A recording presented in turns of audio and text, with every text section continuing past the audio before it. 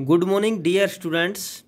आज हम स्टार्ट करने जा रहे हैं कक्षा छठी विज्ञान का चैप्टर 4 जिसका नाम है वस्तुओं के समूह बनाना। वस्तुओं के समूह बनाना। देखिए पहला प्रश्न क्या है। लकड़ी से बनाई जा सकने वाली 5 वस्तुओं के नाम लिखिए। लकड़ी से बनने वाली 5 वस्तुओं के नाम बताने हैं। खिड़की, हल, मेज, कुर्सी, दरवाजे, बैलगाड़ी। आपके आसपास जो भी 5 वस्तुएं आपको नजर आ रही हैं जो लकड़ी से बनी हुई हैं वो आप बता सकते हैं। दूसरे प्रश्न पर चलते हैं। निम्नलिखित में से चमकदार पदार्थ का चयन कीजिए। अब ये चमकदार क्या होता है? चमकदार पदार्थ कौन से होते हैं? वे पदार्थ जैसे ही उनके ऊपर लाइट पड़ेगी तो लाइट को वो वापस भेज देते हैं, यानी कि चमकना शुरू कर देते हैं। प्रकाश पड़ने पर वो चमकने लगते हैं। ऐसे पदार्थों क्या बोलेंगे? चमकदार पदार्थ। तो इनमें से चमकदार पदार्थ बताना है आपको। कांच की प्याली, प्लास्टिक का खिलौना, स्टील की चम्मच, सूती कमीज। इनमें कांच की प्याली के ऊपर जैसे ही प्रकाश पड़ेगा चमकने लगेगी। स्टील की जो चम्मच है जैसे ही प्रकाश पड़ेगा ये चमकने लगेंगी। तो ये दोनों जो पदार्थ हैं ये चमकदार पदार्थ में आते हैं। ठीक है, तीसरे प्रश्न पर चलते हैं। निम्नलिखित वस्तुओं का मिलान उन पदार्थों से कीजिए जिनसे उन्हें बनाया जाता है। वस्तुओं का मिलान पदार्थों से करना है जिनसे उन्हें बनाया जा सकता है। और याद रखिए कि एक से अधिक पदार्थों से भी मिलकर बनी हो सकती है। कोई भी वस्तु, जैसे गिलास है, गिलास कांच का भी हो सकता है, प्लास्टिक का भी हो सकता है, तो एक से अधिक वस्तु से ही बना हो सकता है ना। इस प्रकार हमको मिलान करने हैं। तो देखिए मैं सीधे उत्तर के ऊपर लेके चलता हूँ। प्रश्न तो आप किताब से देख ही लेंगे, इसका उत्तर मैं आपको अच्छी प्रकार से समझा देता हूँ। देखिए बड़े ध्यान से। ये वस्तुएं दे रखी हैं इधर और इधर ये पदार्थ दे रखे हैं, आपको मिलान करने हैं। पुस्तक हमेशा किससे बनती है? कागज़ से बनती है, तो कागज़ से इसका मिलान कर देंगे हम। गिलास कांच से ही बनता है और प्लास्टिक से ही बनता है, तो आप इसका मिलान 2 से कर दीजिए। गिलास का कांच से ही मिलान कर देंगे और प्लास्टिक से भी, क्योंकि प्लास्टिक के गिलास भी होते हैं और कांच के गिलास भी होते हैं। कुर्सी जो है वो लकड़ी की भी हो सकती है और प्लास्टिक की भी हो सकती है, तो दोनों से आप इसका मिलान कर देंगे। खिलौना लकड़ी का भी हो सकता है और प्लास्टिक का भी हो सकता है, तो दोनों से आप इसका मिलान कर देंगे। जूते चमड़े के होते हैं और दूसरा प्लास्टिक के, तो चमड़ा और प्लास्टिक से आप जूते का मिलान कर देंगे। ठीक है, इस प्रकार आपको मिलान करना है।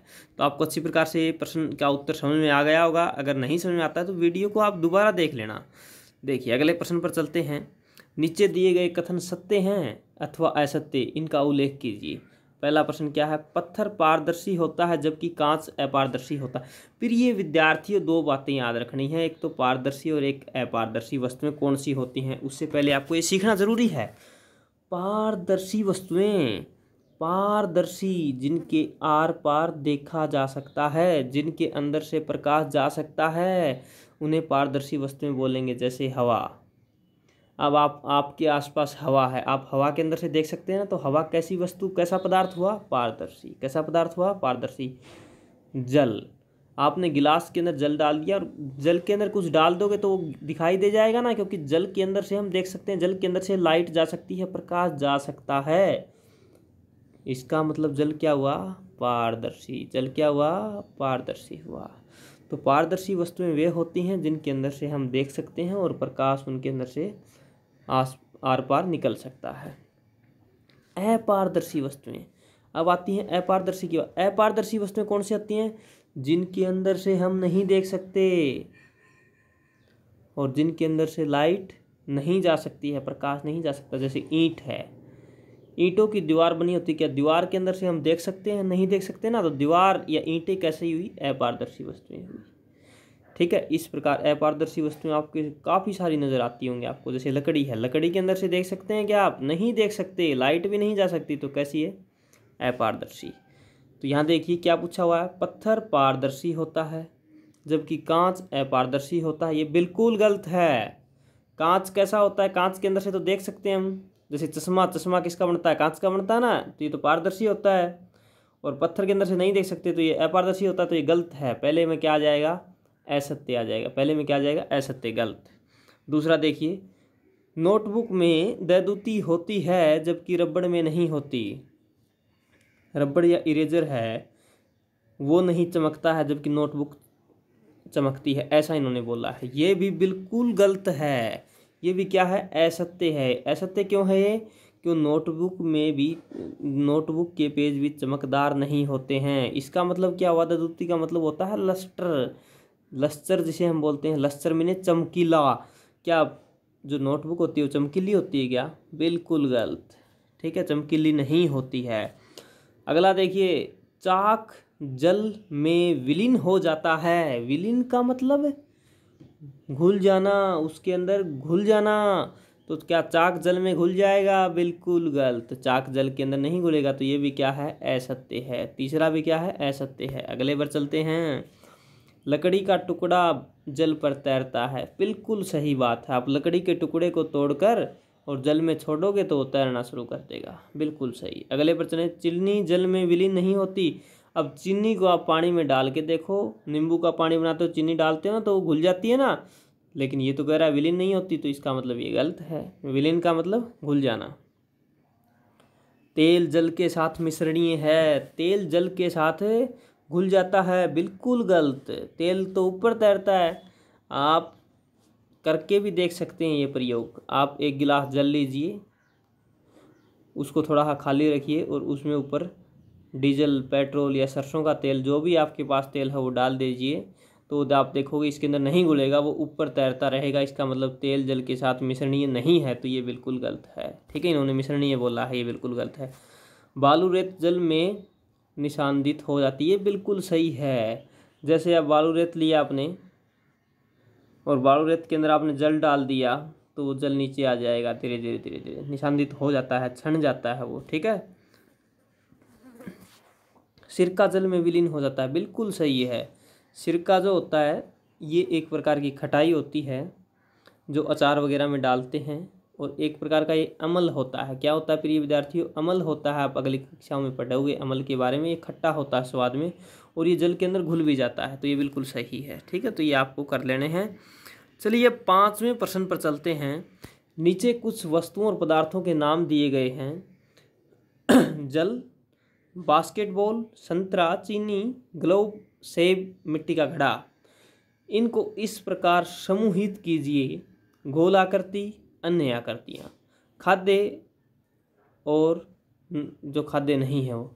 अब इनमें से खाने वाली कौन सी हैं, गोल आकृति कौन सी हैं, गोल से दूसरी आकृति कौन सी? तो इनको आपको देखिए, हमने एक टेबल के अंदर इनका उत्तर लिख दिया है। देखिए बड़े ध्यान से, टेबल आपको दिखाई दे रही है। गोल आकृति, बास्केटबॉल कैसे होती है? गोल होती है। संतरा कैसे गोल होता है? ग्लोब, ग्लोब एक प्रकार से पूरे संसार का मानचित्र होता है। आपने स्कूल की टेबल पर रखा हुआ देखा हुआ ग्लोब। सेब भी कैसा होता है? गोल होता है। मिट्टी का घड़ा भी कैसा होता है? गोल। तो ये गोल आकृति के अंदर हमने सारे के सारे इकट्ठे कर दिए। अन्य आकृतियाँ, जल, जल की आकृति नहीं होती ना ही चीनी की आकृति, चीनी गोल नहीं होती, तो ये दोनों ही अन्य आकृतियों में आ जाएंगे। अब खाद्य, खाद कौन से होते हैं? खाद्य पदार्थ जो खाने वाले हैं। जल पीने में प्रयोग किया था, संतरा खाते हैं, नींबू, चीनी, सेब, ये सारे खाते हैं, तो ये खाद्य के अंदर आ जाएंगे। अखाद्य, बास्केटबॉल को कोई खाता है क्या? नहीं खाता है, तो ये अखाद्य के अंदर आ जाएगा। ग्लोब को भी कोई नहीं खाता है, मिट्टी के घड़े को भी नहीं खाते हैं, बल्कि मिट्टी के घड़े में तो पानी डालकर वो पीते हैं हम। ठीक है, तो ये सभी किस में आ जाएंगे? ये सभी आपके पास अखाद्य, यानी कि जो नहीं खाने वाले हैं, इसके अंदर आ जाएंगे। ठीक है, तो प्रिय विद्यार्थियों अगले प्रश्न पर हम चलते हैं। जल में तैरने वाली जिन वस्तुओं को आप जानते हैं उनकी सूची बनाइए। जांच कीजिए और देखिए कि क्या तेल और मिट्टी के जल पर तैरती हैं। पानी पर तैरने वाली वस्तुएं नीचे सूचीबद्ध हैं। अब पानी पर कौन सी वस्तु तैरेगी? पानी पर वही वस्तु तैरेगी जो पानी से हल्की होती है। जैसे प्लास्टिक की बोतल को आप डाल के देखिए, वो तैरेगी। कागज़ का टुकड़ा तैरना शुरू कर देगा। स्पंज का टुकड़ा, ये स्पंज एक प्रकार से क्या होता है? एक प्रकार से जिसको हम इंग्लिश में फोम बोलते हैं, फोम। और ये गद्दों में होता है फोम, जो गद्दे वगैरह होते हैं ना उनमें होता है स्पंज। कागज़, प्लास्टिक की बोतल, थर्मोकोल का टुकड़ा। अब थर्मोकोल भी आपने देखा होगा, सफ़ेद रंग का होता है बेटा थर्मोकोल। थर्मोकोल क्या काम आता है? जैसे हम बाज़ार से कोई सामान लाते हैं ना, जैसे कोई टीवी लेके आए, एलईडी लेके आए, तो हम उसके चारों तरफ लगा देते हैं थर्मोकोल को। थर्मोकोल मुलायम सा होता है, और ये क्या करता है? उसको गिर जाए या फिर उसको आघात होने से बचाता है, चोट लगने से बचाता है। कोई भी पदार्थ लेके आते हैं ना, उसको हिलने डुलने से बचाता है। थर्मोकोल की एक सफ़ेद रंग की शीट होती है। लकड़ी भी तैरती है, बांस भी एक प्रकार से लकड़ी, ये भी तैरेगा। प्लास्टिक की गेंद भी तैरेगी, बिल्कुल सही बात है। तो ये सभी वस्तुएं पानी पर तैरती है ना, तो इनकी सूची आपने बना दी है, इनको याद रख लेना है आपको, ठीक है। प्लास्टिक की बोतल, कागज़ का टुकड़ा, स्पंज का टुकड़ा, थर्मोकोल का टुकड़ा, लकड़ी, बांस और प्लास्टिक की गेंद, ये सभी तैरती हैं, ठीक है। ये आपको अच्छी प्रकार से याद रख लेना है, ठीक है। चलिए आगे चलते हैं। अपनी जांच में ये हमने पाया कि इनमें से कोई भी वस्तु तेल या मिट्टी के तेल पर नहीं तैरती है। हाँ, बिल्कुल सही बात। आप इनको तेल या मिट्टी के तेल, मिट्टी का तेल आता है ना जिसे कैरोसिन ऑयल बोलते हैं, मटिया तेल बोलते हैं आम भाषा में, मिट्टी का तेल, कैरोसिन ऑयल, इसके ऊपर ये वस्तुएं नहीं तैरती हैं, सिर्फ और सिर्फ ये पानी के ऊपर तैरती हैं, ठीक है। तो ये आपको याद रखना है। निम्नलिखित समूह में मेल ना खाने वाला ज्ञात कीजिए। इनमें से मेल कौन सा नहीं खाता है? कुर्सी, पलंग, मेज, बच्चा, अलमारी। अब देखो बड़े ध्यान से, अलमारी सजीव है क्या? नहीं। मेज, पलंग, कुर्सी ये सारे निर्जीव हैं, जबकि बच्चा क्या है? सजीव है। तो बच्चा मेल नहीं खाता है इनसे। बच्चा, देखिए बच्चा बेजान वस्तुएं, बच्चा तो सजीव है, बाकी सभी बेजान हैं, इनके अंदर जान नहीं है, ठीक है। तो बच्चा मेल नहीं खाता है इसके अंदर। अगला देखिए, गुलाब, चमेली, नाव, गेंदा, कमल। फूल दिए हुए सारे, लेकिन एक फूल नहीं है। कौन सा नहीं है? नाव तो कोई फूल होती ही नहीं है, तो नाव फूल नहीं है, पुष्प नहीं है, शेष सभी फूल हैं, तो नाव मेल नहीं खाती है इनसे। एल्यूमिनियम, आयरन, तांबा, चांदी, रेत, सभी धातुएं दी हुई हैं, लेकिन एक धातु नहीं है, रेत। रेत धातु नहीं है ना। एल्यूमिनियम के पाइप आपने देखे होंगे खेतों में। आयरन, आयरन होता है बेटा लोहा, लोहे को आयरन बोलते हैं। तांबा, चांदी, ये सभी धातुएं होती हैं, ठीक है ना।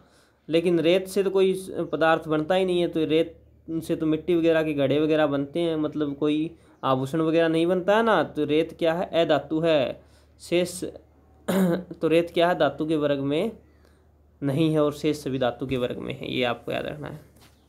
चीनी, नमक, रेत, कॉपर सल्फेट। कॉपर सल्फेट एक सॉल्यूशन होता है, एक घोल होता है। क्या होता है? घोल होता है। ये कॉपर सल्फेट का घोल जो पानी के अंदर घुल जाता है। नमक भी पानी में घुल जाता है, चीनी भी पानी में घुल जाती है, लेकिन रेत पानी में नहीं घुलता। तो इनमें कौन सा अलग है? रेत अलग है इनमें से। रेत घुलता नहीं है, और शेष सभी घुलनशील पदार्थ हैं, जो पानी में घुल जाते हैं उनको घुलनशील पदार्थ बोलेंगे, ठीक है। तो इस प्रकार आपने अच्छी प्रकार से इनको याद कर लिया होगा। तो प्रिय विद्यार्थियों, ये जो चैनल है डाल्टन क्लासेस, इसको आप सब्सक्राइब करना ना भूलें, ठीक है। अब प्रिय विद्यार्थी देखिए, ये है थर्मोकोल की शीट। क्या है ये? थर्मोकोल की शीट। ये थर्मोकोल की शीट है, ये थर्मोकोल की शीट। इसके ऊपर आप कुछ वजन रखेंगे ना, तो ये नीचे दब जाती है, सफ़ेद रंग की होती है, और तोड़ने पर ये टूट भी जाती है। ये थर्मोकोल की शीट है जो आपको नज़र आ रही है ना। तो ये जो भी हम भारी सामान लेके आते हैं बाज़ार से और वो गिरकर टूट ना जाए, उनको बचाने के लिए होते हैं। ये अलग अलग थर्मोकोल की शीट मैंने आपको दिखा दी हैं। तो थर्मोकोल की शीट आपको समझ में आ गई होंगी। थर्मोकोल की शीट क्या होती हैं? जो भारी पदार्थ हैं उनको लेने के लिए या लाने के लिए ये यूज़ की जाती हैं, और इनसे विभिन्न प्रकार के चित्र भी बनाए जाते हैं, ठीक है। ये आपको याद रखना है। इसके अलावा देखिए आप, ये होता है स्पंज। क्या होता है ये स्पंज है। स्पंज जो स्याही को भी चूस लेता है, जल को भी चूसने का काम करता है स्पंज, और जिसका बोर्ड का डस्टर भी हम बनाते हैं, ठीक है। तो ये क्या है? स्पंज है।